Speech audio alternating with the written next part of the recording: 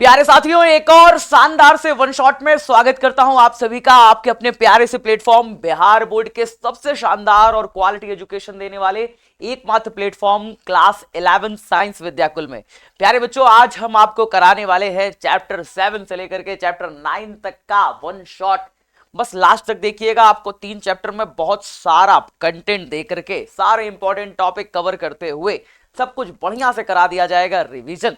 तो भैया वो टॉपिक पढ़ाया जा रहा है जो आपकी फाइनल परीक्षा में आने वाला है। ठीक है, तो लास्ट तक रुकिएगा। सारे 7, 8, 9 3 चैप्टर, पहला 7वां चैप्टर की बात करें तो कणों के निकाय तथा घुरली गति, 8वां चैप्टर की बात करें तो गुरुत्वाकर्षण है, और 9वां चैप्टर की बात करें तो ठोसों के यांत्रिक गुण। तीनों चैप्टर को आज हम लोग कवर करेंगे। तो कणों के निकाय और घुरली गति, ये हमारा जो टॉपिक है, इसको आज हम लोग पढ़ने वाले हैं। तो भैया क्या क्या पढ़ेंगे? सबसे पहले इसमें क्या होता है, इसमें पढ़ते हैं कि स्थानांतरण और घूर्णन में पहले हम लोग अंतर जान लेते हैं प्यारे बच्चे। आखिरकार ये क्या होता है स्थानांतरण और घूर्णन, ठीक है ना। अब ये स्थानांतरण माने सीधा चलना, घूर्णन माने गोल गोल घूमना। नाम से स्पष्ट है, स्थानांतरण यानी सीधा चलना, स्थानांतरण यानी सीधा चलना, ट्रांसलेटरी जिसको अंग्रेजी में कहते हैं, और घूर्णन माने गोल गोल घूमना। चलिए देखते हैं। वास्तविक जीवन में पिंडों का आकार बहुत बड़ा होता है, छोटा भी होता है, इसलिए केवल बिंदु कण ही अवधारणा पर्याप्त नहीं है। ठीक है ना, बिंदु कण को ही हम नहीं मान सकते हैं। जैसे ब्लॉक का नत तल पर फिसलना शुद्ध स्थानांतरण कहलाता है। जैसे मान लीजिए कि कोई यहाँ पे सीधा रेखा में कोई बॉक्स रखा हुआ है, ऐसा अगर ये फिसल रहा है, कोई इसको ताकत लगा के खींच रहा है, तो वो कौन सी गति होगी? वो होगी स्थानांतरण। माने कि सीधी रेखा में अगर कोई चीज गति कर रही है तो वो क्या होगा? स्थानांतरण होगा प्यारे बच्चे। और बेलन का लुढ़कना, बेलन तो सबने देखा होगा, बेलन अगर लुढ़कता है ना प्यारे बच्चे, लुढ़कता है तो वो क्या होता है? उसमें देखिए, बेलन लुढ़कते हुए आगे बढ़ रहा है, बेलन लुढ़कते हुए आगे बढ़ रहा है। जैसे देखिए ये पेन है हमारे पास, तो ये पेन जैसे बेलनाकार है, आगे बढ़ रही है, देखिए ऐसे लुढ़कते हुए आगे बढ़ रही है। तो ये गोल गोल भी घूम रही है और आगे भी बढ़ रही है, गोल गोल भी घूम रही है और आगे भी बढ़ रही है। ठीक है ना। तो यहाँ पे क्या हो रहा है? यहाँ पे स्थानांतरण भी हो रहा है क्योंकि आगे भी बढ़ रही है, और गोल गोल भी घूम रही है यानी घूर्णन भी हो रहा है, दोनों हो रहा है। ठीक है ना। चलिए अब बात करते हैं दृढ़ पिंड की गतियां। गतियां मतलब कैसे गति करता है कोई भी दृढ़ पिंड। दृढ़ पिंड क्या होता है? जब बहुत छोटे छोटे छोटे छोटे, जैसे अगर इस पेन की बात करी जाए तो ये पेन क्या है? एक प्रकार का दृढ़ पिंड है, क्योंकि इसके जितने भी कण हैं वो सारे के सारे कण पास पास आकर के क्या बना दिए हैं? इसको एक ठोस वस्तु बना दिए हैं। तो ये हमारा पेन क्या है? एक दृढ़ पिंड है। ठीक है। अब दृढ़ पिंड की गति कितना प्रकार की गति कर सकता है? तो ये 2 प्रकार का गति कर सकता है। एक है शुद्ध स्थानांतरण। शुद्ध स्थानांतरण यानी भैया सीधा रेखा में चलेगा। ठीक है, जिसमें क्या होता है? सभी कण समान वेग से चलते हैं, सभी कण समान वेग से सीधा चलते चलते हैं। और दूसरा क्या है? दूसरा है बाबू स्थानांतरण प्लस घूर्णन। जैसे बेलन हमारा करता है, स्थानांतरण भी कर रहा है, घूर्णन भी कर रहा है। ठीक है ना। तो कणों के वेग अलग अलग होते हैं, इसमें कणों के वेग अलग अलग हो सकते हैं। माने एक पिंड जो है ना, बहुत सारे कणों से मिलकर के बना है। अब अगर कोई पिंड सीधा चलता चला जा रहा है, जैसे देखो अगर इस पेन को मैं सीधा फेंकूं, सीधा फेंकूंगा तो इसके सारे कण क्या होंगे? एक साथ एक ही स्पीड से चलेंगे। लेकिन प्यारे बच्चे, अगर मैं इस पेन को ऐसे गोल गोल गोल गोल घुमाते हुए ऐसे चलाऊं, गोल गोल गोल गोल घुमाते हुए चलाऊं, तो इसमें अलग अलग कणों का वेग अलग अलग होगा, अलग अलग कणों की स्पीड अलग अलग होगी प्यारे बच्चे। ठीक है, याद रखिएगा। जैसे छत का पंखा है, तो ये स्थिर अक्ष के परिता क्या कर रहा है? घूम रहा है। एक स्थिर अक्ष है, उसी के परिता पंखा क्या करता है? घूमता रहता है। ठीक है ना। अच्छा, लट्टू की बात करें तो लट्टू भी अपनी जगह पर ऐसे गोल गोल घूमता रहता है। ठीक है ना। उसकी अक्ष स्थिर नहीं है, पर एक बिंदु स्थिर है। ठीक है ना, एक बिंदु स्थिर है, उसी के चारों तरफ ऐसे घूमता रहता है, क्योंकि लट्टू भैया घूमते हुए ऐसे भागता भी है, उसकी अक्ष स्थिर नहीं रहती। ठीक है ना। बेलन का लुढ़कना, स्थानांतरण और घूर्णन बेलन में दोनों होता है। ठीक है। चलिए अब बात करते हैं प्यारे बच्चे, निकाय का द्रव्यमान केंद्र क्या होता है? द्रव्यमान केंद्र, जैसे देखिए इस पेन की ही बात करें तो यहाँ में आप मेरे सामने एक कॉपी रखी हुई है, मैं इस कॉपी की बात कर लेता हूँ। चलो ठीक है ना। यहाँ पे हमारे पास क्या रखी है? एक किताब रखी है। तो ये किताब है विद्याकुल का क्वेश्चन बैंक है। ठीक है ना, बिहार बोर्ड एग्जामिनेशन, ये पूरा क्वेश्चन बैंक। अब अगर हम बात करें प्यारे बच्चे, इसका द्रव्यमान केंद्र क्या होता है? द्रव्यमान केंद्र से नाम से क्या स्पष्ट है? नाम से आप क्या समझते हो? नाम से यही समझते हो ना कि इसका द्रव्यमान जहां पे केंद्रित हो। यहाँ पे भी द्रव्यमान है बुक का, यहाँ पे भी द्रव्यमान है बुक का, यहाँ पे भी द्रव्यमान है बुक का, यहाँ पे भी द्रव्यमान है। पूरा बुक में हर जगह द्रव्यमान है। लेकिन इस पूरे बुक में एक बिंदु ऐसा है प्यारे बच्चे इसके सेंटर में जहां पर इसका सारा द्रव्यमान केंद्रित है। क्या है? सारा द्रव्यमान बुक का क्या है? एक बिंदु पर केंद्रित है। तो चलिए यहाँ पे ऐसे उंगली रख लेते हैं, देखिए बैलेंस होता है, देखिए बैलेंस है, किताब बैलेंस हो रही है एक बिंदु पे अगर हम रखें। तो चलिए इस पेन को यहाँ रख लेते हैं, ये यहाँ पे ऐसे रख लेते हैं, देखिए क्या बैलेंस हो रहा है? कहोगे हाँ सर बैलेंस हो रहा है। तो बैलेंस हो गया ना, इसका मतलब एक बिंदु ऐसा है प्यारे बच्चे यहाँ पे जहां पे क्या है, पूरा बुक का द्रव्यमान केंद्रित है, इसलिए उस बिंदु को क्या कहते हैं? द्रव्यमान केंद्र कहते हैं। क्या कहते हैं? द्रव्यमान केंद्र, सेंटर ऑफ मास कहते हैं। तो कोई पूछे सेंटर ऑफ मास क्या है, तो कहिएगा निकाय का द्रव्यमान केंद्र वह बिंदु है जहां पूरे निकाय का द्रव्यमान संकल्पित या फिर केंद्रित माना जाता है। संकल्पित कह लो या केंद्रित माना जाता है। ठीक है, चलो सर अब समीकरण लिखने की बात आ रही है कि अगर हम किसी चीज का द्रव्यमान केंद्र का समीकरण लिखने की बात करें, ठीक है ना, तो जैसे लिखिएगा, जैसे मान लीजिए कि एक बॉडी है, इसका द्रव्यमान है m1 और एक बॉडी है, इसका द्रव्यमान है m2। ठीक है, दो बॉडी है, और अगर दोनों का अगर हम बात करें प्यारे बच्चे कि एक एक्स अक्ष के पास सापेक्ष, मतलब मूल बिंदु से इसका जो दूरी है वो है r1, मूल बिंदु से इसका दूरी है r1 और मूल बिंदु से इसका दूरी क्या है? r2 है प्यारे बच्चे। तो अगर हम इन दोनों बॉडीज का द्रव्यमान केंद्र निकालने की कोशिश करें कि भैया इसका द्रव्यमान है m1 और इसका मूल बिंदु से जो दूरी है वो r1 है, यानी इसका स्थिति सदिश r1 है, और यहाँ पे कोई बॉडी है इसका द्रव्यमान m2 है और मूल बिंदु से इसका दूरी कितना है? r2 है। तो इन दोनों पिंडों का जो द्रव्यमान केंद्र होगा, द्रव्यमान केंद्र होगा दोनों के बीचों बीच में होगा। इन दोनों पिंडों का जो द्रव्यमान केंद्र होगा दोनों के बीचों बीच में होगा। ये सेंटर ऑफ मास अंग्रेजी में कहलाता है COM, यानी सेंटर ऑफ मास, द्रव्यमान केंद्र। तो जो द्रव्यमान केंद्र होगा ना प्यारे बच्चे, उसको हम लोग उसकी स्थिति कैसे लिखेंगे? RCM। द्रव्यमान केंद्र का जो स्थिति होगा ना सेंटर से, द्रव्यमान केंद्र का जो स्थिति होगा ना सेंटर से, ये कहलाएगा RCM। तो जो RCM होगा वो बराबर क्या होगा? वो होगा m1r1 प्लस में m2r2 अपॉन में क्या? अपॉन में m1 प्लस m2। कितना हो जाएगा? m1 प्लस में m2 हो जाएगा। ठीक है, चलो दो समान द्रव्यमान वाले कण का सेंटर ऑफ मास कहाँ होता है? बीचों बीच होता है। जैसे मान लो कोई 1 किलो का पिंड यहाँ पे है, 1 किलो का पिंड यहाँ पे है, दोनों 2 मीटर की दूरी पर रखे हैं। 1 किलो का पिंड और 1 किलो का पिंड दोनों अगर 2 मीटर की दूरी पर रखे हैं तो इनका द्रव्यमान केंद्र कहाँ होगा? बिल्कुल बीचों बीच में होगा, यानी 1 मीटर का दूरी इधर से होगा और 1 मीटर का दूरी इधर से होगा। द्रव्यमान केंद्र कहाँ होगा? बिल्कुल बीचों बीच में होगा। तो क्या लिखा है? दो समान द्रव्यमान वाले कण का द्रव्यमान केंद्र बीचों बीच होता है। ठीक है, तीन समान द्रव्यमान वाले कण का द्रव्यमान केंद्र कहाँ होगा? द्रव्यमान केंद्र त्रिभुज का केंद्रक होगा। जैसे मान लो यहाँ प्यारे बच्चे तीन समान द्रव्यमान वाले कण हैं, जैसे हम यहाँ पे एक कण बना देते हैं, बड़े ध्यान सुनना, एक कण हमने यहाँ बना दिया, एक कण यहाँ बना दिया, तो एक कण यहाँ बना दिया, एक कण यहाँ बना दिया, इससे क्या बन गया? पूरा एक त्रिभुज बन गया। क्या बन गया? पूरा एक त्रिभुज बन गया प्यारे बच्चे। ठीक है, ये त्रिभुज बन गया ऐसे करके, ये देखो ऐसे करके एक त्रिभुज बन गया।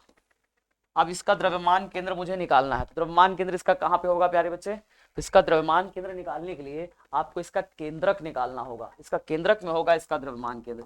केंद्रक कैसे निकालेंगे? केंद्रक निकालने के लिए हम एक लंब यहाँ पे डालेंगे, यहाँ से एक लंब यहाँ डालेंगे, यहाँ से एक लंब यहाँ पे डालेंगे। ठीक है, ये आ जाता है केंद्रक। इसका द्रव्यमान केंद्र कहाँ पे होगा? बिल्कुल यहाँ पे होगा। तीनों का द्रव्यमान केंद्र बिल्कुल सेंटर ऑफ मास यहाँ पे होगा। ठीक है, तो इस तरीके से हम किसी भी चीज का द्रव्यमान केंद्र बड़े आराम से निकाल लेते हैं। अब हमारे पास एक क्वेश्चन आ रखा है और कह रहा है द्रव्यमान केंद्र निकालिए। ठीक है, क्वेश्चन समझने का प्रयास करिएगा प्यारे बच्चे। क्वेश्चन कह रहा है कि m1 दिया है 2 किलो, x1 दिया है 0, m2 दिया है 3 किलो और x2 दिया है 4।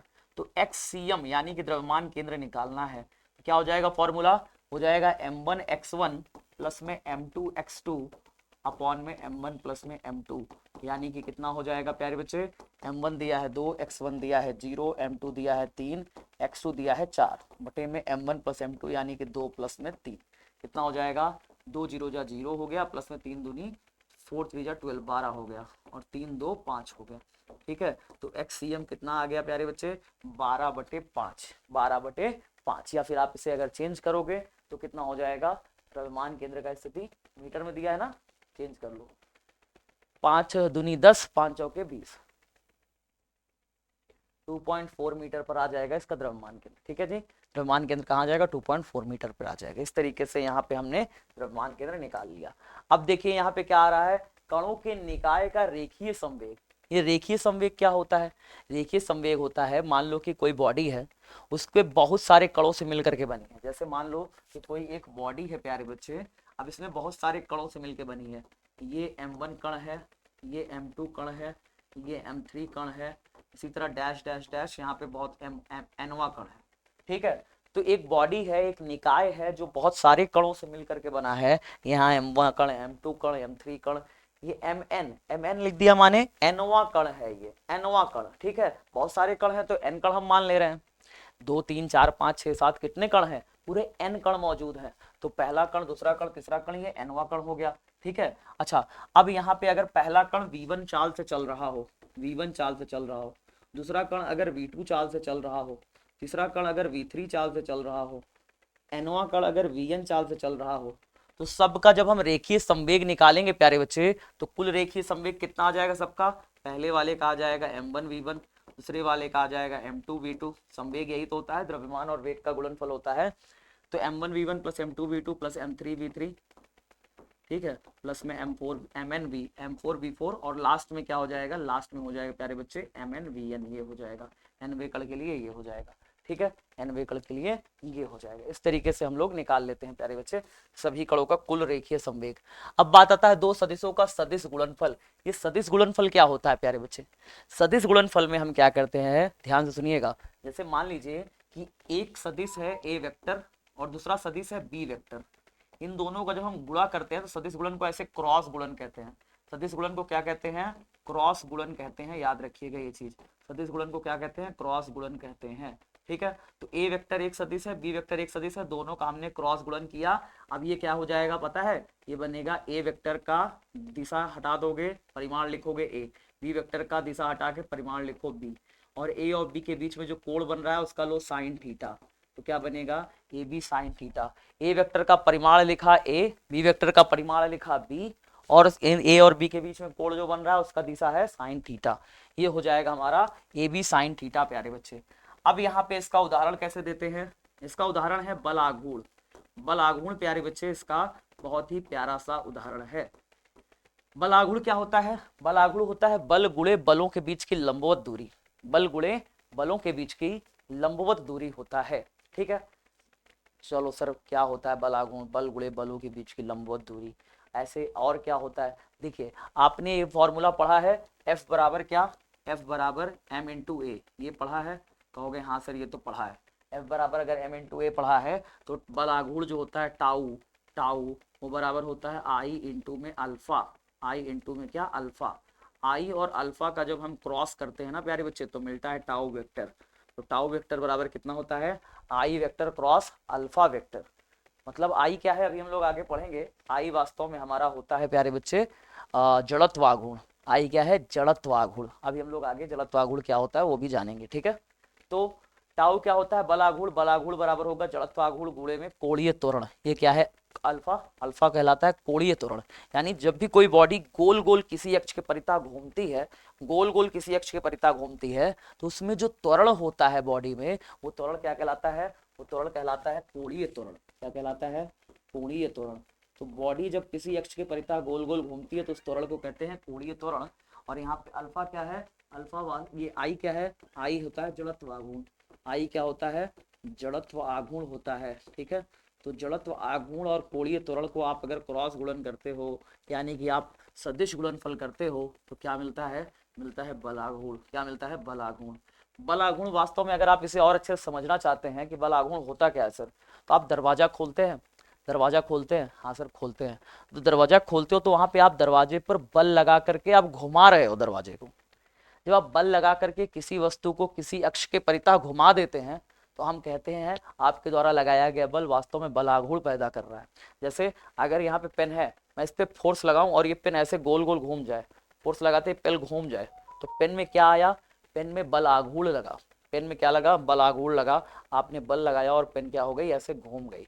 ठीक है ना, तो आपके द्वारा लगाया गया बल बल आघूर्ण का काम कर रहा है, किसी वस्तु को किसी अक्ष के परितः घुमाने का काम कर रहा है। ठीक है, तो बलाघूर टाउ बराबर एक और फॉर्मूला टाउ का होता है, वो होता है एफ इंटू में आर।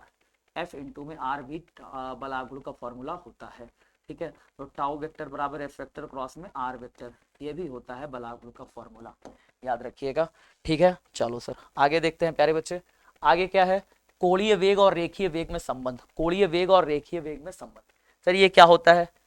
कोणीय वेग पहले समझ लीजिए, जब कोई बॉडी सीधा रेखा में चलती है तो उसके वेग को हम रेखीय वेग कहते हैं, v से प्रदर्शित करते हैं। लेकिन जब कोई बॉडी गोल गोल गोल गोल किसी अक्ष के परिता घूमती है तो उसके वेग को हम कोणीय वेग कहते हैं, उसको ओमेगा से प्रदर्शित करते हैं। किससे प्रदर्शित करते हैं? ओमेगा से प्रदर्शित करते हैं, ठीक है।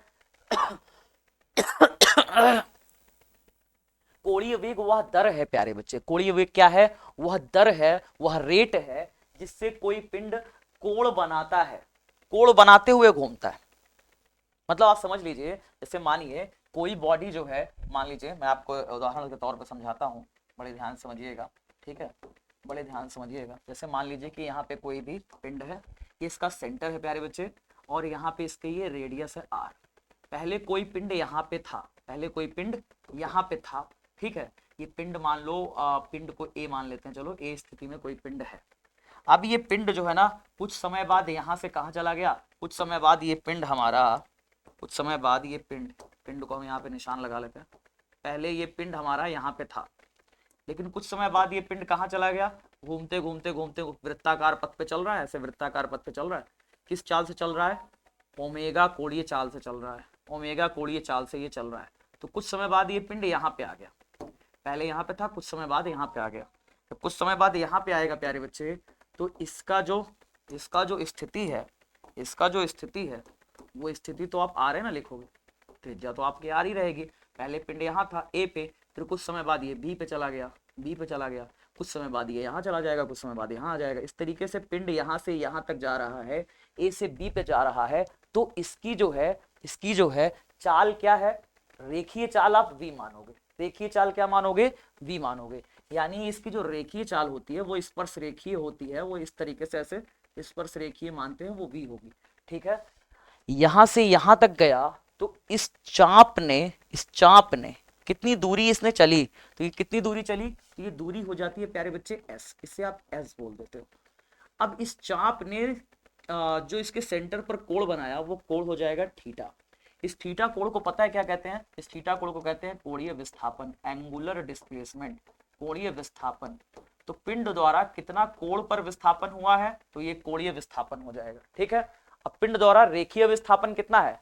रेखीय विस्थापन तो इसका एस हुआ, लेकिन कोणीय विस्थापन कितना हुआ? थीटा हुआ, ठीक है।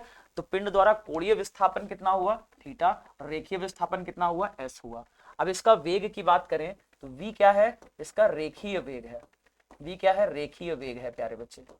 लेकिन मतलब जब ये गोल गोल घूम रही है ना, तो इसका एक वेग और है, उस वेग को क्या कहते हैं? कोणीय वेग। क्या कहते हैं?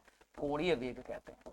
कोणीय वेग वास्तव में कुछ होता नहीं है प्यारे बच्चे, कोणीय विस्थापन बटे में समय। जब कोणीय विस्थापन को आप समय से डिवाइड कर देते हो तो निकल आता है कोणीय वेग, ठीक है। याद रखना, कोणीय वेग बराबर होता है कोणीय विस्थापन बटे में समय, ठीक है। अब यहाँ पे जो थीटा है, अगर कोई भी बॉडी यहाँ से लेकर के यहाँ तक चल गई, यहाँ पे थी, यहाँ से लेकर के यहाँ तक चल गई, तो पूरा 2 पाई कोण घूम गई। मान लो कितना कोण घूम गई? 2 पाई कोण घूम गई। और एक चक्कर घूमने में जो उसे समय लगा, वो समय है टी। कितना समय लगा? टी समय लगा। तो 2 पाई कोण घूम गई एक चक्कर घूमने में, और कितना समय लगा? टी। 2 पाई अपॉन में टी क्या हो गया? इसका हमारा क्या हो गया? ओमेगा हो गया। 2 पाई अपॉन में टी क्या हो गया? ओमेगा हो गया, ठीक है। तो ओमेगा हो गया 2 पाई अपॉन में टी। डन है? इतनी बातें समझ में आ गई। तो ओमेगा बराबर कितना हो गया? थीटा अपॉन में टी, और थीटा की जगह रखेंगे 2 पाई और स्मॉल टी जगह रखेंगे कैपिटल टी, यानी कि समय, एक चक्कर घूमने में जो समय लगा उसे हम कैपिटल टी बोलेंगे। एक चक्कर घूमने में जो समय लगा, यहां से यहां पे आने में जो समय लगा, कैपिटल टी। एक चक्कर घूमने में जो कोण तय करेगा, वो कोण कितना हो जाएगा? 2 पाई, यानी 360 डिग्री का कोण बनेगा। एक चक्कर घूमने में 360 डिग्री का कोण बनेगा, और जो समय लगेगा वो टी। तो कोण हो गया 2 पाई और थीटा हो गया टी। इतनी बातें समझ में आ गई? ठीक है सर। और जो आवृत्ति होता है ना, आवृत्ति यानी 1 सेकंड में कितने चक्कर लगे, 1 सेकंड में लगाए गए चक्करों की संख्या, उसे हम n से डिनोट करते हैं और वो होता है आवर्तकाल का उल्टा, यानी 1/t क्या हो जाएगा, n के बराबर हो जाएगा। तब ओमेगा का एक और फॉर्मूला मिल जाएगा, 2 पाई 1/t की जगह रख देंगे n, 2 पाई अपॉन में n, ये भी एक फॉर्मूला हमारा मिल जाता है। ठीक है जा, डन। आगे बढ़े तो ये हो गया हमारे पास। अब देखो यहाँ पे पंखे की पंखुड़ी यदि 10 रेडियन प्रति सेकंड की दर से घूम रही है और अक्ष से दूरी उसकी 0.5 मीटर है, तो उसका रेखीय वेग कितना हो जाएगा, ये हो जाएगा। रेखीय वेग और कोणीय वेग में संबंध याद कर लीजिए, v बराबर आर ओमेगा। रेखीय वेग और कोणीय वेग में संबंध v बराबर आर ओमेगा होता है। कह रहा है यदि 10 रेडियन प्रति सेकंड की दर से घूम रही है, यानी ओमेगा हमें दिया हुआ है और उसकी अक्ष से दूरी 0.5 मीटर है, तो उसका रेखीय वेग कितना हो जाएगा। रेखीय वेग v बराबर, उसका दूरी कितना दिया है 0.5 मीटर, और कितनी चाल से घूम रही है 10 रेडियन प्रति सेकंड की चाल से, तो कितना हो जाएगा 5 एकम 5 मीटर प्रति सेकंड उसका क्या हो जाएगा, रेखीय चाल हो जाएगी। तो यहाँ पे जो कोणीय चाल है ओमेगा, उसका मात्रक कितना होता है, रेडियन प्रति सेकंड। कोणीय चाल जो ओमेगा होता है उसका मात्रक क्या होता है, रेडियन प्रति सेकंड होता है, और जो दूरी है वो है कितना दिया है, मीटर में दिया हुआ है। इन दोनों का गुणा करोगे तो क्या मिल जाएगा, रेखीय वेग आ जाएगा, जिसका मात्रक होता है मीटर प्रति सेकंड। याद रहेगा। चलिए सर आगे बात करते हैं। आगे हमारा बल आघूर्ण और कोणीय संवेग। बल आघूर्ण क्या होता है, जब हम किसी वस्तु को बल लगा करके किसी अक्ष के परितः विस्थापित कर देते हैं या घूर्णी गति करा देते हैं, तो मेरे द्वारा लगाया गया बल बल आघूर्ण कहलाता है। ठीक है, तो बल आघूर्ण होता है प्यारे बच्चे, बल लगा करके किसी वस्तु को किसी अक्ष के परितः घुमा देना। ठीक है, वो कहलाता है बल आघूर्ण। बल आघूर्ण को टाउ से प्रदर्शित करते हैं। टाउ बराबर होता है, हमने अभी बात करी थी, हमने दो फॉर्मूले बताया आपको, एक बताया आई अल्फा, ठीक है, टाउ का, और एक फॉर्मूला बताया बल गुणे में विस्थापन। बल गुणे में क्या, विस्थापन, मतलब बलों के बीच की लंब दूरी। बल गुणे में बलों के बीच की लंब दूरी, ये बल गुणे में बलों के बीच की लंब दूरी को आप आर कह सकते हो। ठीक है, तो इस तरीके से हम लिखते हैं, F vector cross R vector ऐसे करके भी लिखते हैं। ठीक है, ठीक है सर। कोणीय संवेग क्या होता है, रेखीय संवेग आपको याद है, रेखीय संवेग याद है, द्रव्यमान गुणे वेग होता है। उसी प्रकार से जो कोणीय संवेग होता है, द्रव्यमान की जगह रखते हैं प्यारे बच्चे जड़त्वागुण आई, और वेग की जगह हम लोग क्या रखते हैं, कोणीय वेग ओमेगा रखते हैं। ठीक है, तो कोणीय संवेग जो है वो क्या हो जाएगा, आई इंटू में ओमेगा हो जाएगा, याद रखिएगा। ठीक है ना, जैसे दरवाजों को किनारे से धक्का देने पर बल आघूर्ण अधिक होता है। बल आघूर्ण आपको अधिक लगाना पड़ेगा अगर आप दरवाजे को किनारे से खोलने की कोशिश करेंगे। दरवाजे को इसीलिए हैंडल दूर रखा जाता है ताकि हम कम बल लगा करके दरवाजे को आसानी से खोल सकें। ठीक है, हैंडल दरवाजे का देखिए दूर होता है उसके हिंज से दूर होता है, हल्का सा बल लगाया दरवाजा खुल जाता है। लेकिन अगर यहाँ पे पास में लगाओगे, जहाँ पे दरवाजे का हिंज है, जहाँ पे दरवाजा खड़ा है, वहाँ पे अगर बल लगा के दरवाजे को खोलना की कोशिश करोगे नहीं खुलेगा। ठीक है, तो याद रखिएगा प्यारे बच्चे। अब बात आती है सर जड़त्व आघूर्ण क्या होता है उसके बारे में। जड़त्व आघूर्ण पढ़ने से पहले दृढ़ पिंडों का संतुलन पढ़ लेते हैं प्यारे बच्चे। जब किसी पिंड पर कुल बल और कुल बल आघूर्ण दोनों शून्य हो, जब किसी पिंड पर कुल बल यानी नेट फोर्स 0 लग रहा हो और कुल बल आघूर्ण भी 0 हो, मतलब बल भी 0 लग रहा है, बल आघूर्ण भी 0 है, जब किसी पिंड पर कुल बल और कुल बल आघूर्ण दोनों ही शून्य हो, तो वह संतुलन में होता है। क्या होता है, संतुलन अवस्था में होता है। ठीक है ना, तो याद रखिएगा, यदि किसी वस्तु पर कुल बल आघूर्ण शून्य है तो वो संतुलन अवस्था में होगा। जैसे मेज पर रखा पुस्तक संतुलन में है क्योंकि उस पर कुल बल और कुल बल आघूर्ण शून्य है। ठीक है, तो उसके ऊपर कोई बल नहीं लग रहा, तो वो उस पर वो संतुलन की अवस्था में कहलाएगा। ठीक है सर, अब देख लेते हैं कि सर जड़त्व आघूर्ण क्या होता है। मोमेंट ऑफ इनर्शिया कहते हैं अंग्रेजी में, क्या कहते हैं, मोमेंट ऑफ इनर्शिया कहते हैं। प्यारे बच्चे वास्तव में ये क्या होता है ना, ये किसी भी बॉडी के जड़त्व आघूर्ण, यानी जैसे मान लो कि कोई बॉडी है उसको हम गोल गोल गोल गोल घुमा रहे हैं, तो हर एक वस्तु घूमने का विरोध करेगी, गोल गोल गोल गोल किसी अक्ष के परितः घूमने का विरोध करेगी, और अगर एक बार घूम गई तो रुकने का भी विरोध करेगी। बात समझ रहे हो, पहले तो वो घूमने का विरोध करेगी, इतना आसान नहीं होगा किसी वस्तु को किसी अक्ष के परितः गोल गोल घुमाना, लेकिन एक बार अगर घूम गई तो वो रुकने का भी विरोध करेगी। उसको रोकने के लिए बड़ा दिक्कत महसूस करना पड़ेगा, उसको रोकने के लिए फिर अब चलता हुआ पंखा है, हाथ लगा के रोकने का प्रयास करो, कभी दिक्कत होगा कि नहीं। तो बॉडी चल रही है कोई तो रोकने का विरोध करती है, और रुकी हुई है तो चलने का विरोध करती है, गोल गोल घूमने का भी विरोध करती है। वस्तुओं के इसी गुण को कहलाता है जड़त्व आघूर्ण। क्या कहलाता है, जड़त्व आघूर्ण। तो जड़त्व आघूर्ण कोई पूछे तो क्या बोलोगे? कोई भी वस्तु किसी अक्ष के परितः गोल गोल गोल गोल घूमने का भी विरोध करती है और एक बार अगर चल गई तो रुकने का भी विरोध करती है। वस्तु के इसी गुण को जड़त्व आघूर्ण कहते हैं। ठीक है, तो किसी अक्ष के परितः पिंड की घूर्णन गति का विरोध करने की जो क्षमता होती है वो क्या कहलाता है? जड़त्व आघूर्ण कहलाता है। जड़त्व आघूर्ण कहलाता है। जैसे अब अगर मैं उदाहरण स्वरूप बताऊं, एक क्षण है प्यारे बच्चे, एक क्षण है, इसकी लंबाई L है, प्यारे बच्चे, और इसका द्रव्यमान m है। अब इसके सेंटर से होकर के कोई अक्ष जा रही है, सेंटर से क्या जा रही है? एक अक्ष जा रही है इसके सेंटर से प्यारे बच्चे। सेंटर से अगर कोई अक्ष जा रही है तो इस अक्ष के परितः इसका जड़त्व आघूर्ण कितना होगा? कोई क्षण है L लंबाई की और उसका द्रव्यमान m है। सेंटर से कोई अक्ष जा रही है, इस अक्ष के परितः इसका जड़त्व आघूर्ण कितना हो जाएगा? इस अक्ष के परितः इसका जो जड़त्व आघूर्ण होता है, इस अक्ष के परितः इसका जड़त्व आघूर्ण I बराबर ml स्क्वायर अपॉन में 12 हो जाएगा। ये होता है प्यारे बच्चे। तो किसी भी चीज का जड़त्व आघूर्ण हम बड़े आराम से निकाल सकते हैं। जैसे मेरे पास कोई क्षण है, इसका द्रव्यमान m है, इसकी लंबाई l है, तो इस अक्ष के परितः अगर हम इसका जड़त्व आघूर्ण निकालेंगे, इसका जड़त्व आघूर्ण आएगा I बराबर ml स्क्वायर अपॉन में 12। ये आ जाएगा प्यारे बच्चे। अब बात करते हैं कि बहुत सारी वस्तुएं होती हैं जिनका किसी अक्ष के परितः जड़त्व आघूर्ण निकालना बड़ा आसान होता है। जैसे कि यहाँ पे r त्रिज्या का एक पतला वृत्ताकार वलय है। एक वृत्ताकार वलय वाले माने जानते हैं क्या होता है? छल्ला होता है प्यारे बच्चे, जो आप उंगलियों में पहनते हैं छल्ला, मम्मी लोग चूड़ी पहनती हैं, वो क्या है? एक वलय है। तो r त्रिज्या का अगर एक वृत्ताकार वलय है पतला सा, वलय के तल के लंबवत केंद्र से गुजरती हुई, मतलब ये छल्ला है और छल्ले के सेंटर से ऐसे गुजर रही है, छल्ला इसके चारों तरफ नाच रहा है, तो छल्ला का जड़त्व आघूर्ण कितना हो जाएगा? छल्ला का जड़त्व आघूर्ण होगा mr स्क्वायर। क्या होगा फॉर्मूला? mr square. ठीक है, अब अगर r त्रिज्या का पतला वृत्ताकार वलय हो, व्यास के परितः घूम रहा हो, देखो ऐसे तो छल्ला घूम रहा है, छल्ला ऐसे ऐसे घूम रहा है, पहले ऐसे ऐसे घूम रहा था तो जड़त्व आघूर्ण था mr स्क्वायर, अब छल्ला ऐसे ऐसे घूम रहा है। ठीक है, तो क्या हो जाएगा? उसका जड़त्व आघूर्ण mr स्क्वायर बटे 2 हो जाएगा, मतलब आधा हो जाएगा।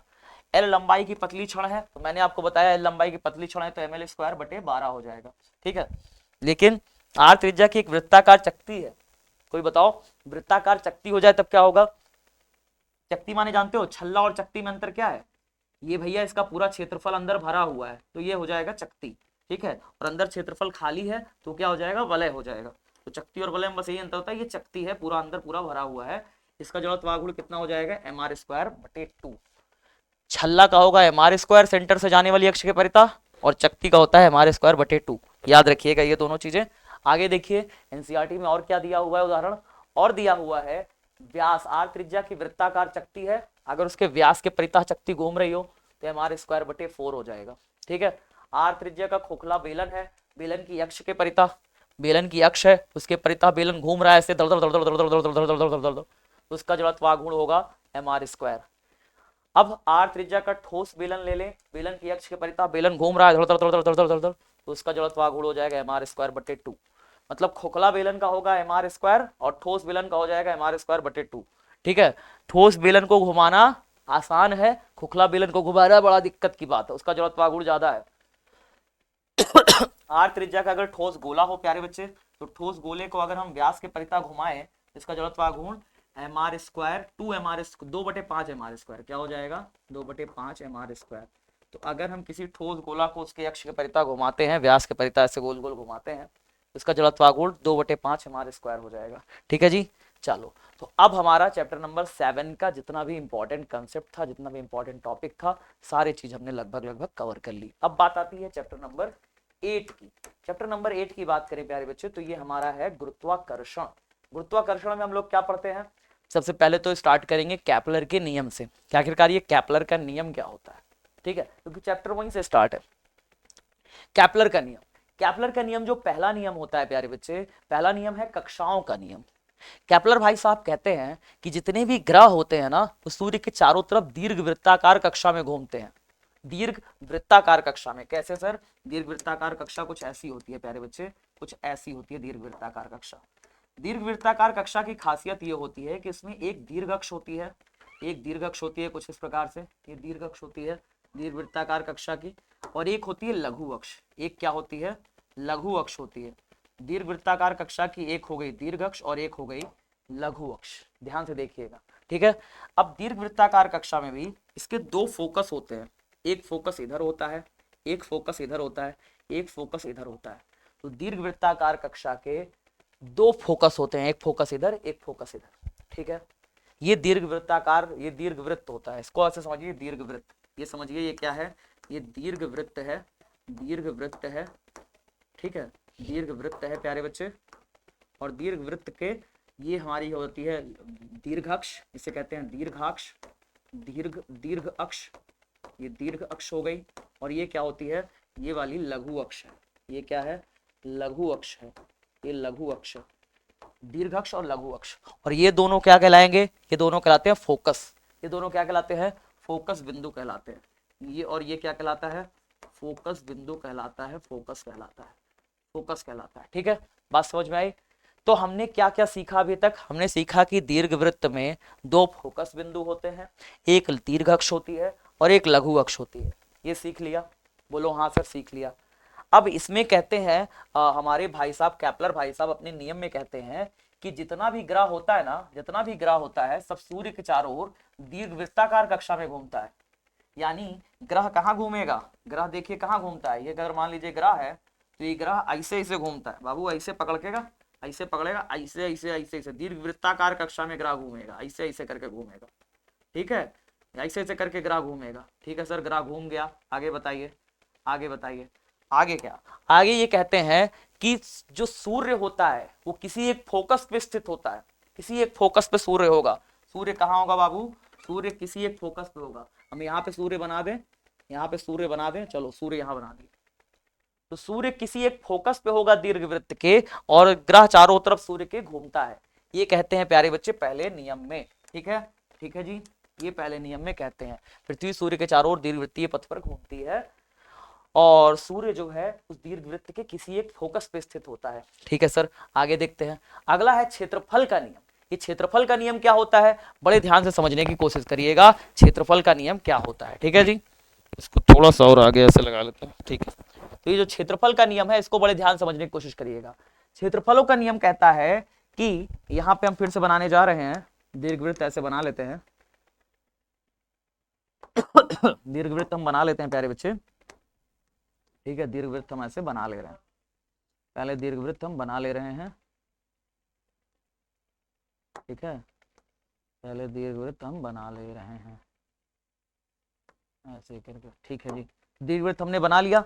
अब इसके किसी एक सेंटर पे, किसी एक सेंटर पे, ठीक है, किसी एक सेंटर पे मान लो कि कभी कोई ग्रह था यहाँ था, कोई ग्रह यहाँ था, कुछ देर बाद ये यहाँ चला आया, ठीक है, कुछ देर बाद पहले ग्रह यहाँ था, फिर कुछ देर बाद यहाँ चला आया, फिर एक ग्रह, फिर ये घूमते घूमते यहाँ आया और घूमते घूमते यहाँ चला आया, ठीक है, घूमते घूमते यहाँ चला आया।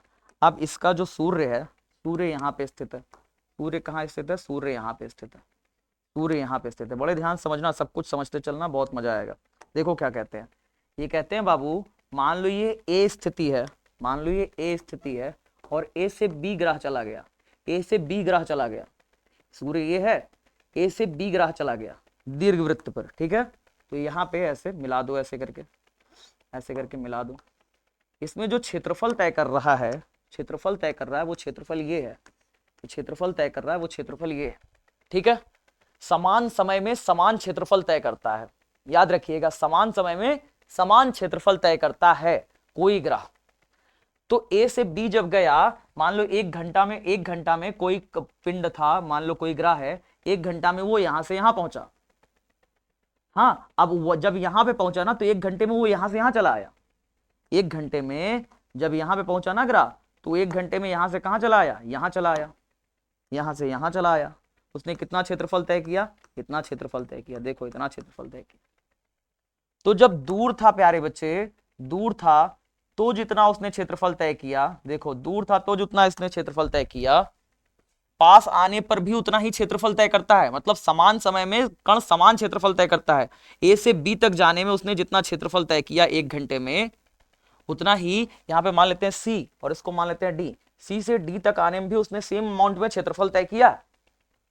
ये कहते हैं क्षेत्रफलों के नियम में, कहते हैं समान समय में समान क्षेत्रफल तय करता है कोई ग्रह, समान समय में समान क्षेत्रफल तय करता है।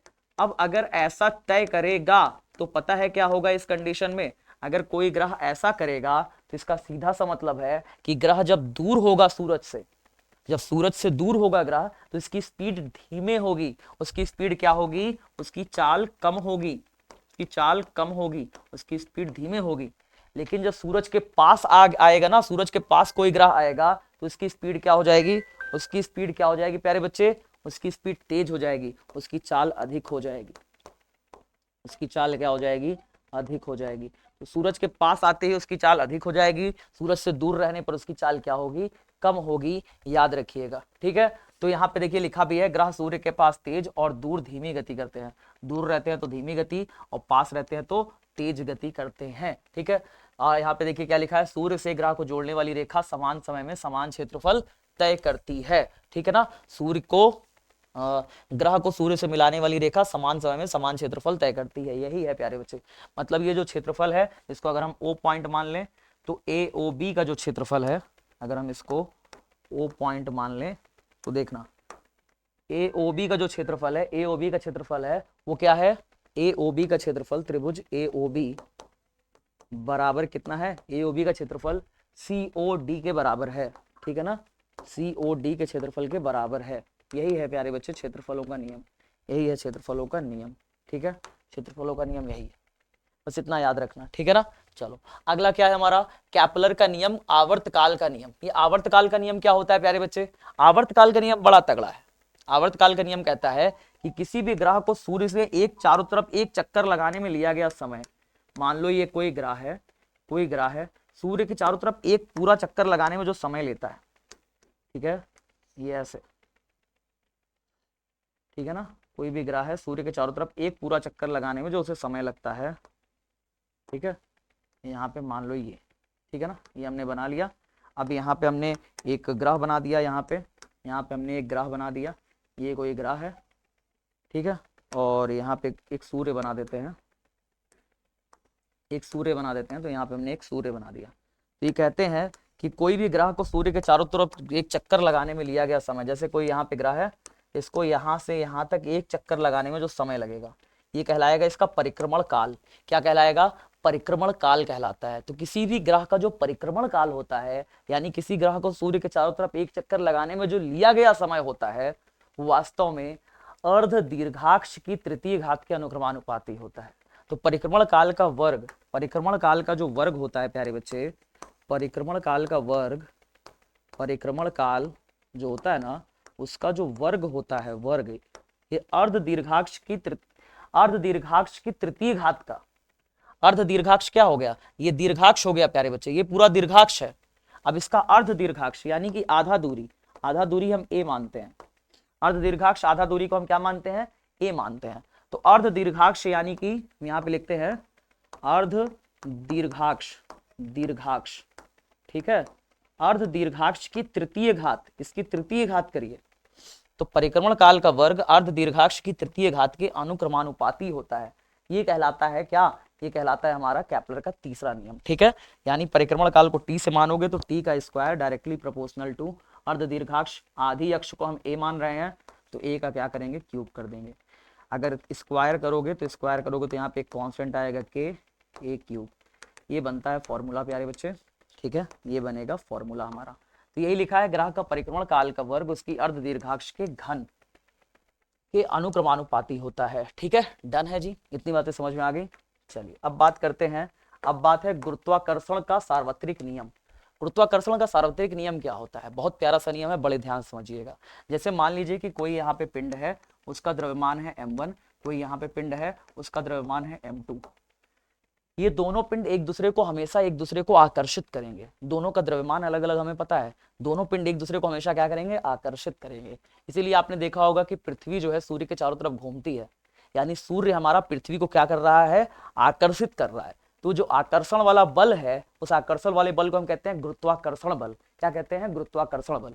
तो दो पिंडों के बीच में जो गुरुत्वाकर्षण बल लगता है, अगर पिंडों के बीच का दूरी कितना हो, r हो, पिंडों के बीच का दूरी कितना हो, आर हो, तो इनके बीच जो बल लगेगा वो बल पता है कितना हो जाएगा, वो बल हो जाएगा प्यारे बच्चे, ये जो बल होता है इन दोनों के बीच में कि भैया ये उसको कितना ताकत से खींच रहा है, वो उसको कितना ताकत से खींच रहा है, इन दोनों के बीच में जो बल होता है वो निर्भर करता है दोनों के द्रव्यमानों के गुणनफल के अनुक्रमानुपाती होता है।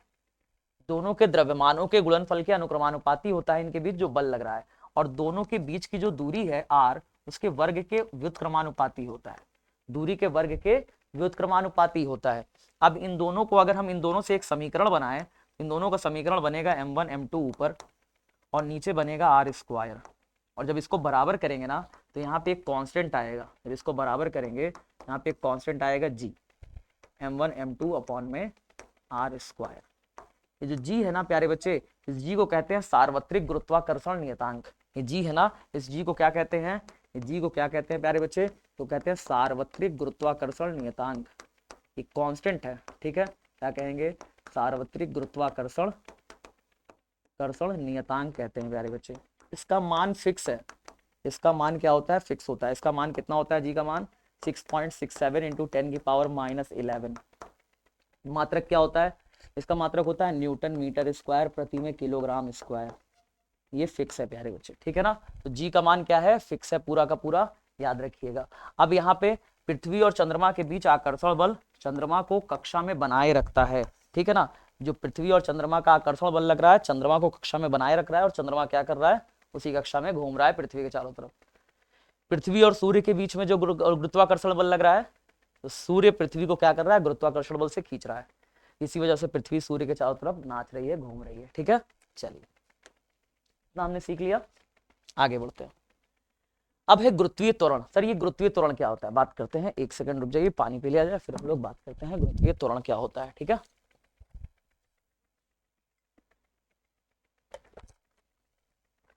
हाँ, गुरुत्वीय त्वरण क्या होता है समझते हैं प्यारे बच्चे।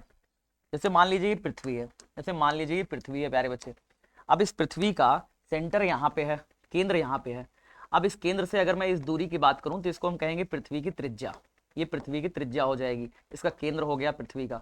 पूरी पृथ्वी का द्रव्यमान की बात करें तो पूरी पृथ्वी का द्रव्यमान me हो गया, और पूरी पृथ्वी का द्रव्यमान me, छोटा सा e लगा देंगे, और पूरी पृथ्वी की त्रिज्या को हम r के नीचे छोटा सा e लगा देंगे, यानी re पृथ्वी का त्रिज्या है। पृथ्वी की त्रिज्या की बात करी जाए तो 6400 किलोमीटर हम मानते हैं। कितना मानते हैं, पृथ्वी की त्रिज्या हम लोग जानते हैं, कितना जानते हैं, 6400 किलोमीटर लगभग हम मानते हैं, ठीक है, जो कि लगभग होती है 6.4 इंटू 10⁻6 मीटर के बराबर, ठीक है। मीटर में चेंज करें तो 10⁻6 मीटर के बराबर आता है, ठीक है सर। अब बताइए होता क्या है प्यारे बच्चे, जैसे ही आप यहाँ पे छोटका सा एक कोई पिंड लाके, स्मॉल m द्रव्यमान का पिंड लाके यहाँ पे रखिएगा, तो इनके बीच में अगर आप बल देखें कितना लग रहा है, तो इनके बीच बल देखिएगा तो F बराबर G, एक बार बड़का पृथ्वी का द्रव्यमान me, वो छोटका पिंड का द्रव्यमान स्मॉल m, इन दोनों का गुणा बटे में इनके बीच का दूरी कितना है re, और इसका क्या कर देंगे, स्क्वायर कर देंगे, ठीक है सर। आपने एक पीछे एक बल का फॉर्मूला पढ़ रखा है, जैसे यहाँ पे इस पिंड का जो पृथ्वी खींच रही है, इसको कितना ताकत से खींच रही है पता है, mg बल से नीचे की तरफ खींच रही है। मतलब इसका जो भार है, जैसे इस पिंड का भी भार है, तो mg ताकत से देखिए इसको खींच रही है।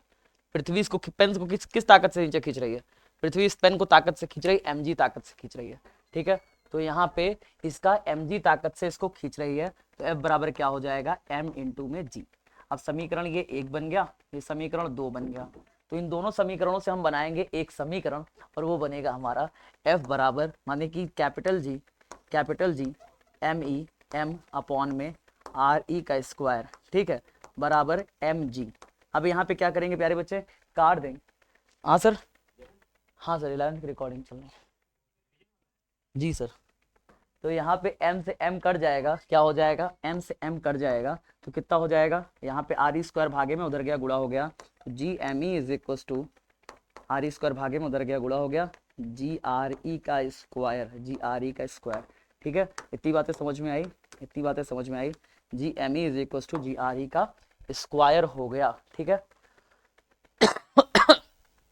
ये जी क्या है प्यारे बच्चे, जी कहलाता है गुरुत्वीय त्वरण।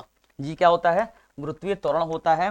जब भी कोई बॉडी नीचे की तरफ गिरती है ना, देखो पृथ्वी जिस त्वरण से किसी बॉडी को नीचे खींच रही है, अब ये कोई पिंड अगर गिर रहा है तो क्या इसका त्वरण एक समान थोड़ी है, एक समान चाल से थोड़ी गिर रही है, ऐसे गिर रही है तो इसे एक समान चाल से नहीं गिर रही प्यारे बच्चे। कोई भी बॉडी अगर गिर रही है तो उसके वेग में एक प्रकार का त्वरण है, ऐसे गिर रही है ना, देखो ऐसे क्या आया, इसमें एक त्वरण आ रहा है। ये बॉडी जब गिर रही है ना तो इसका स्पीड बढ़ता जा रहा है, पृथ्वी इसको एक त्वरण से खींच रहा है। पृथ्वी का जो त्वरण है, पृथ्वी द्वारा लगाया गया वस्तुओं पर त्वरण है, वो गुरुत्वीय त्वरण कहलाता है। उसका मान होता है 9.8 मीटर पर सेकेंड स्क्वायर। और सुविधा के लिए कहीं कहीं पे 10 भी लिख लेते हैं, लगभग लगभग इसको लगभग कहीं कहीं 10 मीटर पर सेकेंड स्क्वायर भी मान लेते हैं। ठीक है, बात समझ में आया, तो इसको 10 मीटर पर सेकेंड स्क्वायर भी त्वरण भी मान लेते हैं। चलिए डन जी, यहाँ तक हमने सीख लिया।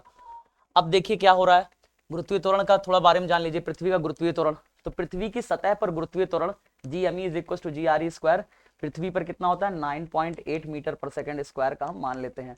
ठीक है, पृथ्वी के पृष्ठ के नीचे और ऊपर गुरुत्वीय त्वरण, अगर आपको पृष्ठ के नीचे h गहराई पे जाना है ना, h गहराई पर नीचे जाना है और h ऊंचाई पर ऊपर जाना है, तो गुरुत्वीय त्वरण कितना हो जाएगा। देखो पृथ्वी के ऊपर अगर आप h ऊंचाई पर जाओगे तो गुरुत्वीय त्वरण का फॉर्मूला देखिए, G dash is equal to G 1 minus 2h upon में RE, 1 माइनस 2h अपॉन में RE हो जाएगा, ये हो जाएगा। और पृथ्वी के भीतर अगर आप गहराई पर गए तो, पृथ्वी के भीतर गए तो G डैश बराबर G 1 माइनस h अपॉन में RE, 1 माइनस h अपॉन में RE हो जाएगा। ठीक है, याद रखिएगा। तो पृथ्वी के नीचे गए तो G dash is equal to G 1 minus h upon RE, और पृथ्वी के ऊपर गए तो G dash is equal to G 1 minus 2h upon RE। h क्या है, हाइट, कितना ऊपर जाओगे, h है हाइट, RE पृथ्वी की त्रिज्या है, G क्या है, स्मॉल g मान है। अब मान लो तुम मान लो कितनी मीटर की ऊंचाई पर चले गए, मान लो 32 किलोमीटर ऊंचाई पर चले गए, 32 किलोमीटर हाइट पर आप चले गए और कह रहे हो कि 32 किलोमीटर हाइट पर ये बताओ पृथ्वी की त्रिज्या कितनी हो जाए, मतलब स्मॉल जी का मान कितना हो जाएगा। ठीक है, तो 32 किलोमीटर ऊंचाई पर जाने पर स्मॉल जी का मान बताइए, 32 किलोमीटर ऊंचाई पर स्मॉल जी का मान कितना होगा, मान कितना होगा, कोई आपसे क्वेश्चन पूछ ले कितना होगा, कोई आपसे ये प्रश्न पूछ ले तो आप क्या जवाब दोगे, आप जवाब दोगे बहुत ही प्यारा सा जवाब दोगे। ठीक है, आप जवाब दोगे बहुत ही प्यारा सा, क्वेश्चन है ये आपके सामने, आप कहोगे सर फॉर्मूला हम तुरंत लगा देंगे, G dash is equal to G 1 minus 2h upon में RE। ठीक है, ठीक है सर, G की जगह पर आप 10 रख सकते हो, 9.8 रख सकते हो, ये आपकी इच्छा है। ठीक है, मैं यहाँ पे 10 रख ले रहा हूँ, आसान होगा सॉल्व करना। 1 माइनस 2h, h की जगह पे हम कितना रख देंगे, 32 किलोमीटर हाइट गए हैं, 2 इंटू h की जगह रख दिया 32, और नीचे RE 6400 किलोमीटर है, यहाँ रख देंगे 6400। ठीक है, RE पृथ्वी की त्रिज्या 6400 किलोमीटर है, 32 दूनी कितना हो गया 64, तो 1 माइनस 64 बटे में 6400, 10 कितना हो जाएगा बताओ, 10 गुणे में, अब यहाँ से 64 एकम 100 बार में कट गया, तो 1 माइनस 1 अपॉन में 100, ऐसे ही आएगा। अब 100 माइनस 1 कितना हो गया, सॉल्व, थोड़ा सा सॉल्व करो, थोड़ा सा सॉल्व करो, तो G dash is equal to कितना हो जाएगा 10 इंटू में 100 में से 1 घटा दिया, 100 माइनस 1 99, उधर आया 99 बटे में नीचे कितना आया 100 आया, एक जीरो से एक जीरो कट गया, कितना आया 9.9 मीटर पर सेकेंड स्क्वायर आ गया। यानी अगर आप पृथ्वी की सतह पर 10 मीटर पर सेकेंड स्क्वायर मान रहे हैं, पृथ्वी की सतह पर अगर आप 10 मीटर प्रति सेकेंड स्क्वायर मान रहे हैं, तो अगर आप 32 किलोमीटर ऊपर जाएंगे तो जी का मान क्या हो रहा है 9.9 मीटर पर सेकेंड स्क्वायर, यानी कि क्या हो रहा है, घट जा रहा है। तो फिर तो ऊंचाई पर जाने पर गुरुत्वीय त्वरण का मान कम होता है, गहराई पे जाने पर भी गुरुत्वीय त्वरण का मान कम होता है। गहराई पर जाने पर अगर आप 10 मीटर गहराई पे जाएंगे तब भी गुरुत्वीय त्वरण का मान कम होगा, ऊंचाई पर जाएंगे तब भी गुरुत्वीय त्वरण का मान कम होगा। कोई पूछे ना कि ऊंचाई पर जाने पर गुरुत्वीय त्वरण का मान बढ़ता है या घटता है, सीधा कहना घटता है। ठीक है, सीधा कहना घटता है। ठीक है सर, आगे बढ़ते हैं। अब बात आती है गुरुत्वीय स्थितिज ऊर्जा। गुरुत्वीय स्थितिज ऊर्जा क्या होती है, बहुत ही प्यारा सा चीज है प्यारे बच्चे।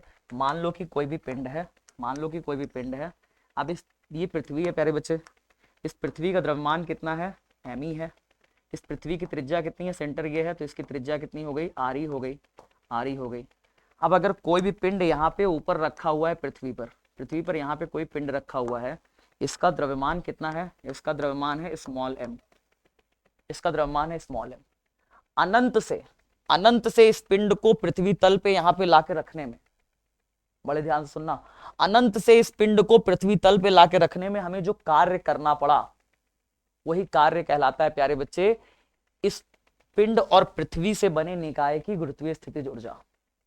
ठीक है, तो गुरुत्वीय स्थितिज ऊर्जा क्या होती है? किसी पिंड को अनंत से यहां पे लाके रखने में जो हमें कार्य करना पड़ा वही क्या कहलाता है? इसकी स्थितिज ऊर्जा कहलाता है। तो स्थितिज ऊर्जा का जो फॉर्मूला होता है U बराबर वो होता है माइनस का जी MEM अपॉन में RE। एम क्या है? पृथ्वी की त्रिज्या। स्मॉल एम क्या है? Small M. और RE क्या है? RE इसकी पृथ्वी की त्रिज्या हो गई। स्मॉल एम क्या है? वो पिंड है जिसको आप लाए हो अनंत से। ठीक है, यही कार्य करना पड़ता था आपको, इतना ही कार्य करना पड़ता है किसी वस्तु को अनंत से लाके यहाँ तक रखने में। तो किसी वस्तु को अनंत से पृथ्वी के तल पर लाके रखने में जो कार्य करना पड़ता है वो कार्य ही ऊर्जा के रूप में बॉडी में संचित हो जाता है, वही कहलाता है बॉडी की स्थितिज ऊर्जा। ठीक है, तो बॉडी की स्थितिज ऊर्जा क्या होती है? दो द्रव्यमानों के बीच गुरुत्वीय स्थितिज ऊर्जा U बराबर माइनस का जी MEM, इसको काट दो, यहाँ पे मैंने लिख दिया है माइनस का जी MEM अपॉन में RE। ठीक है, पृथ्वी और उपग्रह के बीच स्थितिज ऊर्जा हमेशा ऋणात्मक होती है। स्थितिज ऊर्जा हमेशा कैसी होती है प्यारे बच्चे? ऋणात्मक होती है, याद रखना। ठीक है, हमेशा ऋणात्मक होती है। चलिए अब बात आती है पलायन चाल। सर ये पलायन चाल क्या होता है? पलायन चाल एक ऐसी चाल होती है, जैसे मैंने देखो इस पेन को ऐसे ऊपर फेंका, ये वापस आ गई, पेन तो वापस आ गई हाथ में, है ना, मतलब गिर गई ठीक है, चलो ऐसे फेंका, ऐसे वापस आ गई, ऐसे वापस आ गई ना हाथ में। किसी भी बॉडी को हम फेंकते हैं वो वापस आ जाती है, लेकिन हम किसी बॉडी को एक निश्चित चाल से हम फेंक दें और वो फिर वापस आए ही ना। किसी बॉडी को एक निश्चित चाल से अगर फेंका जाए और वो बॉडी वापस आए ही ना कभी लौट के पृथ्वी पर वापस, तो उस बॉडी की चाल क्या कहलाती है? पलायन चाल कहलाती है। तो किसी बॉडी को फेंकी गई वह न्यूनतम चाल कि भैया अगर हम इस चाल से फेंक दें तो पृथ्वी फिर कभी भी लौट करके गुरुत्वीय क्षेत्र में नहीं आएगी, पृथ्वी को छोड़ करके हमेशा क्या चली जाएगी? बाहर चली जाएगी, है ना। एक अंतरिक्ष वगैरह में जो सैटेलाइट होती है क्या लौट के वापस पृथ्वी पे आती है? नहीं ना, वो सैटेलाइट तो अंतरिक्ष में घूमती रहती है। तो पृथ्वी के गुरुत्वीय क्षेत्र, जो हमारा पृथ्वी के चारों ओर का जो इलाका है गुरुत्वीय क्षेत्र है, उसमें जब तक कोई भी पिंड रहता है तो पृथ्वी का गुरुत्वीय क्षेत्र वस्तु को वापस खींच लेता है पृथ्वी पर। लेकिन प्यारे बच्चे अगर हम एक निश्चित चाल से किसी बॉडी को फेंक दें, जैसे रॉकेट वगैरह लॉन्च करते हैं हम लोग, तो रॉकेट वगैरह तो कभी फिर उस सैटेलाइट को तो ऊपर भेज जाता है अंतरिक्ष में, फिर तो रॉकेट वापस पृथ्वी पर गिरती नहीं है ना। नहीं सर, हम रॉकेट लॉन्च करें, पता लगा रॉकेट टप्पा से पृथ्वी पर गिर जाए, ऐसा तो नहीं होता। तो किसी भी बॉडी को अगर हम एक निश्चित चाल से ज्यादा चाल पे फेंक देते हैं ना ऊपर, तो फिर बॉडी कभी लौट के पृथ्वी पर वापस नहीं आती। उस वेग को हम क्या कहते हैं? पलायन वेग कहते हैं। ठीक है, तो वह न्यूनतम चाल है जिससे कोई वस्तु पृथ्वी के गुरुत्व से मुक्त हो जाए और कभी पृथ्वी पर लौट के वापस ना आए, उसे हम क्या कहते हैं? पलायन वेग कहते हैं। फॉर्मूला होता है एस्केप वेलोसिटी, अंग्रेजी में कहते हैं एस्केप वेलोसिटी, VE बराबर अंडर रूट में 2gm अपॉन में RE। ठीक है, और इसका फॉर्मूला 2gRE होता है। यहाँ पे अंडर रूट में 2, G का मान आप 9.8 रख सकते हो और RE का मान आप 6400 किलोमीटर रख सकते हो। ठीक है, मीटर प्रति सेकंड में बदलने के लिए आप इसको 6400 और मीटर बदलने के लिए 10 की घात 3 यानी 1000 भी रख सकते हो। ऐसे अगर इसको सॉल्व करोगे तो कितना आएगा? 11.2 किलोमीटर प्रति सेकंड। यानी पृथ्वी पर पलायन चाल कितना होता है? 11.2 किलोमीटर प्रति सेकंड। अगर हम इस चाल से हम किसी भी बॉडी को फेंक देंगे अंतरिक्ष में तो कभी भी लौट करके वापस पृथ्वी पर नहीं आएगी। इससे ज्यादा चाल से फेंकोगे तो भी लौट के नहीं आएगी, इससे कम चाल से फेंकोगे तो वापस लौट के आ जाएगी, है ना। इससे धीमे चाल से फेंकोगे तो वापस लौट के आ जाएगी, लेकिन इससे तेज चाल से फेंकोगे तो कभी लौट के नहीं आएगी। न्यूनतम इतना होना चाहिए, पलायन वेग इतना होना चाहिए। ठीक है, चलो सर आगे देख लेते हैं। आगे बात करते हैं भू उपग्रह। भू उपग्रह क्या होता है? एक ऐसा उपग्रह होता है प्यारे बच्चे जो पृथ्वी के चारों तरफ स्थिर प्रतीत होता है। भू स्थिर उपग्रह, यहाँ पे एक नाम होता है भू स्थिर उपग्रह। देखिए भू स्थिर उपग्रह का मतलब क्या है?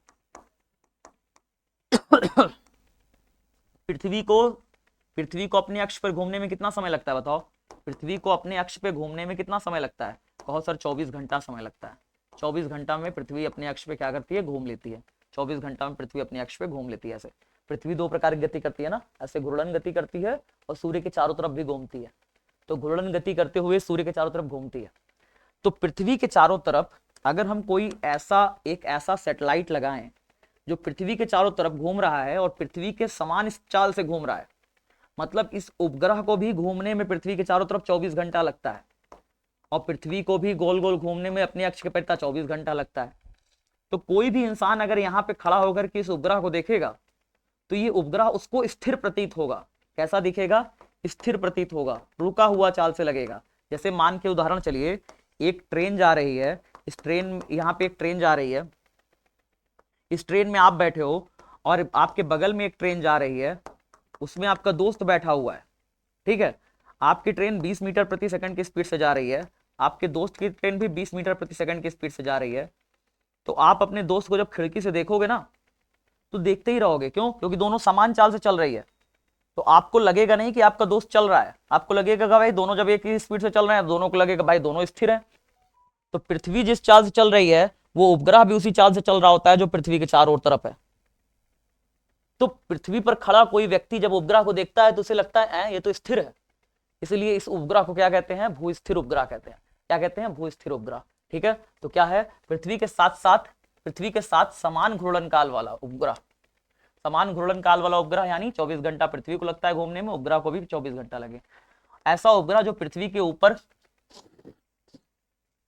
स्थिर प्रतीत होता है, रुका हुआ लगता है। स्थिर प्रतीत मतलब रुका हुआ लगता है पृथ्वी के चारों तरफ। ठीक है, संचार उपग्रह जैसे इनसैट और भू स्थिर कक्षा में घूमते रहते हैं। ठीक है ना, तो ये हो गया प्यारे बच्चे। चलिए आगे बात करते हैं, आगे बात करेंगे। लास्ट टॉपिक है कक्षा में गतिशील उपग्रह की ऊर्जा। कोई अगर कक्षा में कोई उपग्रह घूम रहा है, तो कोई उपग्रह अगर घूम रहा है किसी कक्षा में, जैसे मान लो यहाँ पे हमारे पास एक हमने मान ली ये पृथ्वी बना ली। ठीक है, तो पृथ्वी के चारों तरफ कक्षाएं बना लेंगे। चलो पृथ्वी के चारों तरफ एक कक्षा बना ली, ये कक्षा बना ली पृथ्वी के चारों तरफ। ठीक है, अब इस कक्षा में कोई उपग्रह घूम रहा है, इस कक्षा में कोई एक उपग्रह यहाँ पे घूम रहा है। अब ये उपग्रह जब घूम रहा है प्यारे बच्चे, तो इसमें दो प्रकार की चाल होगी। एक तो इसमें गतिज ऊर्जा होगी क्योंकि ये गति कर रहा है, और पृथ्वी से इसकी एक निश्चित ऊंचाई पर भी है, पृथ्वी से कुछ निश्चित ऊंचाई पर है, तो इसमें स्थितिज ऊर्जा भी होगी।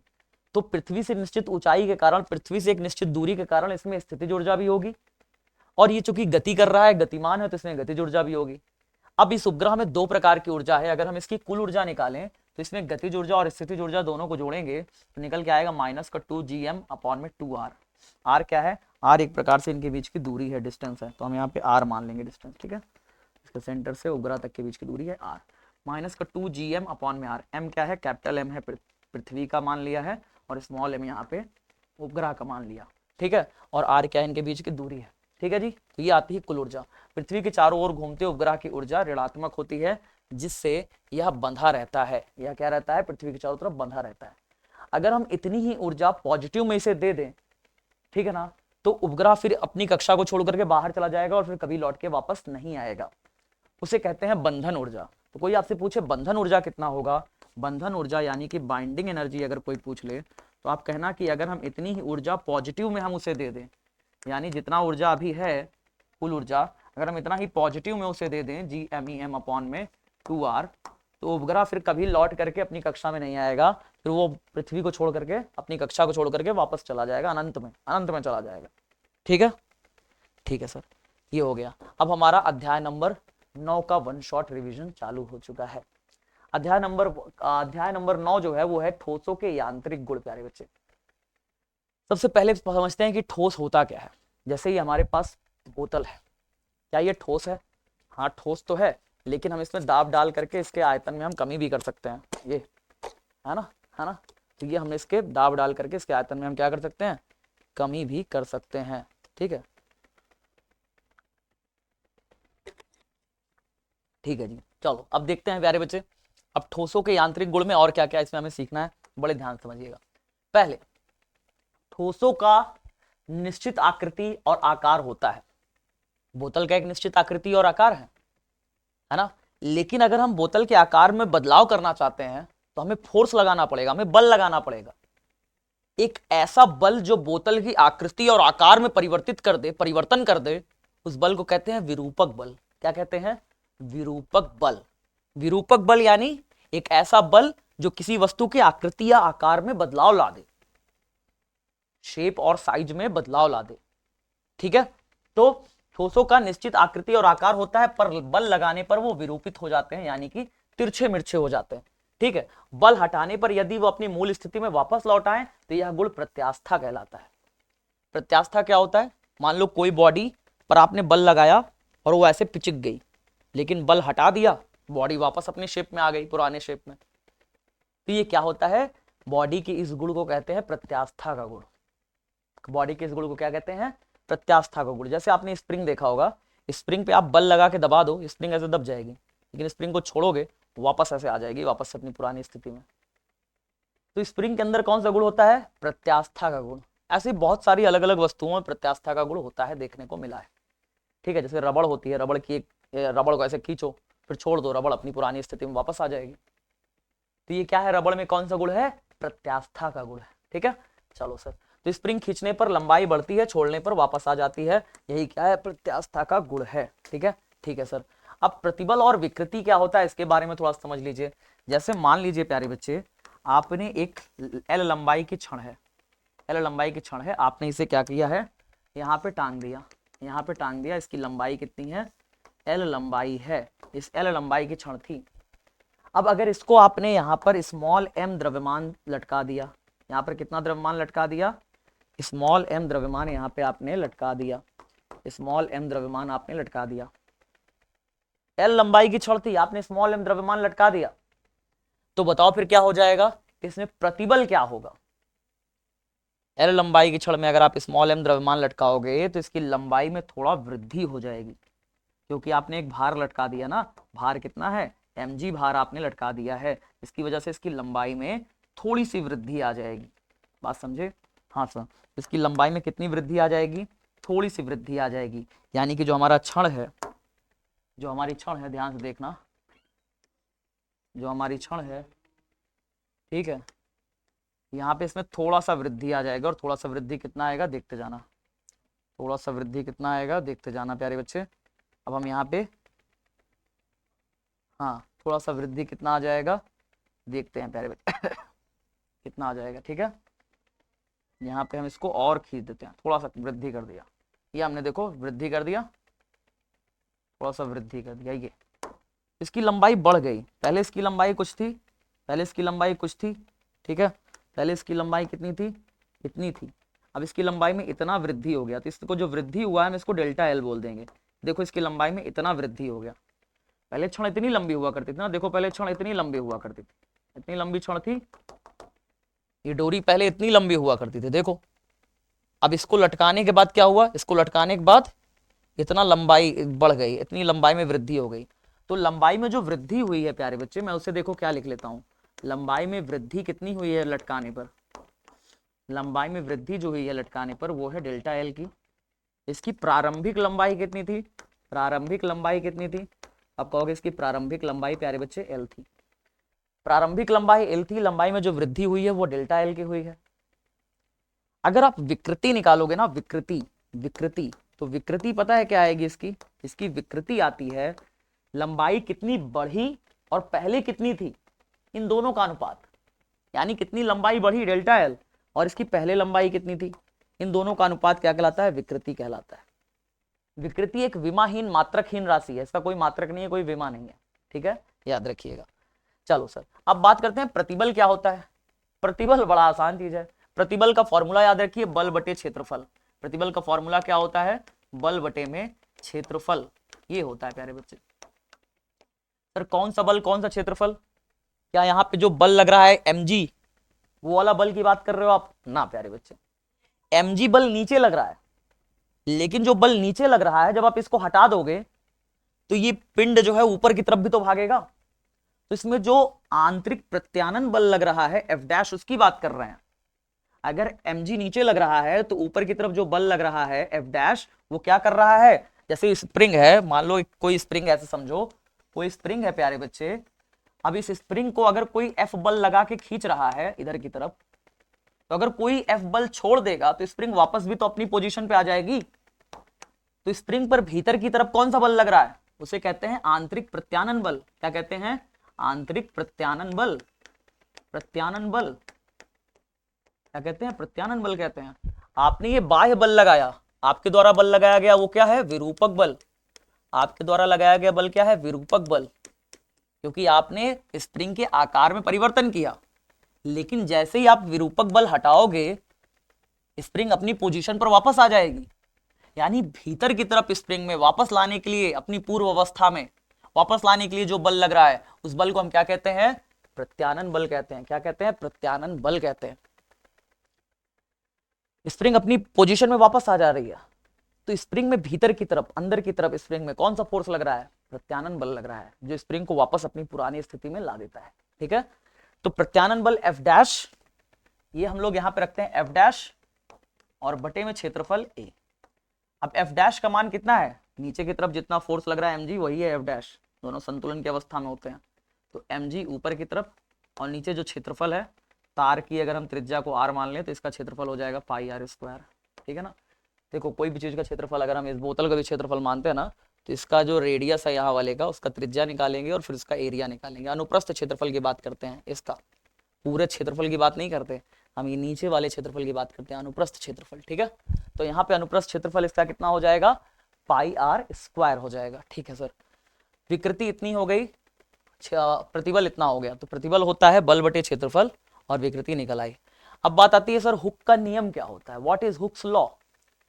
तो कहते हैं कि जो लघु विकृतियां होती हैं, छोटी छोटी जो विरूपण होते हैं, उनके लिए हुक का नियम लागू होता है। और हुक का नियम क्या कहता है? कहता है प्रत्यास्था की सीमा में, इस नियम स्टार्ट यही से होता है, प्रत्यास्था की सीमा में। मतलब बहुत ज्यादा तुम्हें ऐसा नहीं है कि तुमने बल लगा के खींच दिया, स्प्रिंग है सीधी हो गई, स्प्रिंग वापस अपनी पोजीशन में जा ही नहीं रही। प्रत्यास्था की सीमा समझो, लिमिट ऑफ इलास्टिसिटी समझो। स्प्रिंग को हल्का से खींच के छोड़ा तो वापस चली गई, थोड़ा और खींच के छोड़ा वापस चली गई। लेकिन अगर स्प्रिंग पे बहुत ज्यादा फोर्स लगा दिए, स्प्रिंग सीधी हो गई, स्प्रिंग फिर वापस नहीं जाएगी, स्प्रिंग फिर वापस नहीं जाएगी। तो एक हमेशा क्या होती है, वस्तुओं में प्रत्यास्था की एक सीमा होती है, यानी एक निश्चित बल तक ही वो अपनी पूर्व अवस्था में वापस लौट पाएंगे। उस बल से ज्यादा बल लगा दोगे तो फिर कभी पूर्व अवस्था में वापस, पुरानी स्थिति में वापस नहीं लौटेंगे। ठीक है, उसे कहते हैं प्रत्यास्था की सीमा। ठीक है, तो हुक का नियम यहीं से स्टार्ट होता है। कहते हैं कि प्रत्यास्था की सीमा के भीतर भीतर किसी वस्तु में क्या होता है कि जो उस पर प्रतिबल लगाते हैं और जो विकृति उत्पन्न होती है, प्रतिबल लगाने पर जो विकृति उत्पन्न हो रही है, ये दोनों एक दूसरे के अनुक्रमानुपाती होते हैं। प्रतिबल विकृति एक दूसरे के क्या होते हैं? अनुक्रमानुपाती होते हैं। प्रतिबल और विकृति एक दूसरे के अनुक्रमानुपाती होते हैं। अब अगर प्रतिबल और विकृति एक दूसरे के अनुक्रमानुपाती होते हैं, तो जब हम इनको बराबर करते हैं, तो यहाँ पे एक कांस्टेंट आता है, उस कांस्टेंट को हम कहते हैं ई। क्या कहते हैं? ई कहते हैं। ठीक है, इसे कहते हैं कोफिशिएंट ऑफ इलास्टिसिटी। इसे कहते हैं कोफिशिएंट ऑफ इलास्टिसिटी, यानी प्रत्यास्था गुणांक। ये क्या कहलाता है? प्रत्यास्थता गुणांक कहलाता है, कोफिशिएंट ऑफ इलास्टिसिटी कहलाता है। ठीक है, इनटू में विकृति। अब बात आती है कि अगर मुझे ई का मान चाहिए, तो ई बराबर क्या निकालना पड़ेगा? ई बराबर हो जाएगा प्यारे बच्चे, विकृति गुणा में है, नीचे आया भागे में आ जाएगा, प्रतिबल बटे विकृति। ई बराबर क्या हो जाएगा? प्रतिबल बटे में विकृति हो जाएगा। ई बराबर प्रतिबल बटे विकृति हो जाएगा। याद रखिएगा ये चीज। ठीक है, ये याद रखिएगा ये चीज। ठीक है, चलो तो उदाहरण, इस्पात की तार को खींचने पर लंबाई बढ़ती है और वृद्धि बल के अनुपात में होती है। ठीक है ना, इस्पात की तार को अगर आप खींचोगे तो उसकी लंबाई बढ़ेगी, लेकिन जितना ज्यादा बल लगाओगे उतना ज्यादा लंबाई बढ़ेगी।